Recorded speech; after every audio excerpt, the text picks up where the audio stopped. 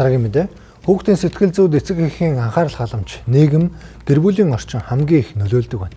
Тэгвэл Америк нэгдсэн улсын сэтгцийн эрүүл мэндийн нийгэмлэгийн судалгаагаар 5 хүүхэд тутмын нэг нь ямарваа нэг сэтгцийн эмгэгтэй гэх судалгаа гарчээ. За мөн сэтгцийн эмгэгийн 50% нь хүүхдийг 14 нас хүрэхэд илэрдэггүй гэх олон улсын судалгаа байна.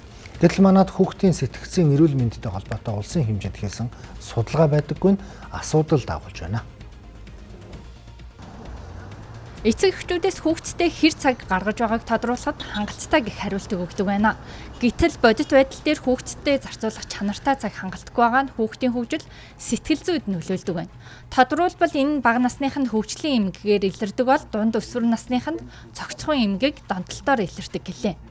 Хүүхдийн сэтгцийн эрүүл мэндэд анхаарахын тулд хэн мэдлэгтэй байх ёстой гэхээр тэр хүүхдийг өсгөн хүмүүжүүлж байгаа хүмүүс. Ганцхан аав ээж биш. Тэр орчинд байгаа хүмүүс өөрсдөө маш сайн сэтгцийн эрүүл мэндийн мэдлэгтэй байж тухайн хүүхдийг тодорхой хэмжээгээр сэтгцийн эрүүл мэндийн боловсралтай болгоно. За тэгээд над дээр ч бай, бусад хүүхдийн сэтгцийн эмчдэр ч бай, ирж байгаа үйлчлүүлэгчдийн бас нэлээдгүй хувь нь эцэг эхт нь өөрсдөө асуудал байдаг. Тэгэхээр эхлээд хүн болгон хувьдаа сэтгцийн эрүүл мэндийн боловсролыг эзэмших хэрэгтэй.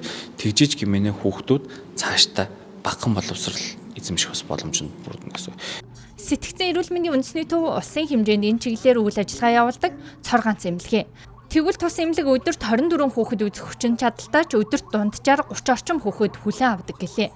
Мөн хүүхдүүдийн ханддаг гол шалтгааны хувьд хүүхдийн хөгжлийн эмгэгүүд илүү бага насны хүүхдүүд дээр төлөхөө одоо энэ хандахт нэг чиглэл нь болж орж ирж байгаа. Тэгэхээр хүүхдийн хөгжлийн эмгэг гэдэгт нь бол аутизм хүрээний эмгэг, оюун ухааны бэрхшээл, суралцах ум бэрхшээл, анхаарал татамшил хэд хөдөлгөөнтэй эмгэг гэх мэт одоо энэ хүүхдийн тархины хөгжилтэй холбоотойгоор илэрч болдог сэтгцийн эмгэгүүдийг бол хамруулж ойлгож болдог. Тэр энэ асуудлаар илүү бас бага насны хүүхдүүд илүү ханддаг бол өсвөр насны хүүхдүүд донд бол сэтгэл хөдлөлт, зан үйлийн өөрчлөлттэй холбоотой одоо хорц уршилтай холбоотой гэсэн үгтэй. Тийм сэтгэл хөдлөлт төрхүүлийн өөрчлөлттэй холбоотой асуудлаар бол өсвөр насны хүүхдүүд маань илүү ханддаг.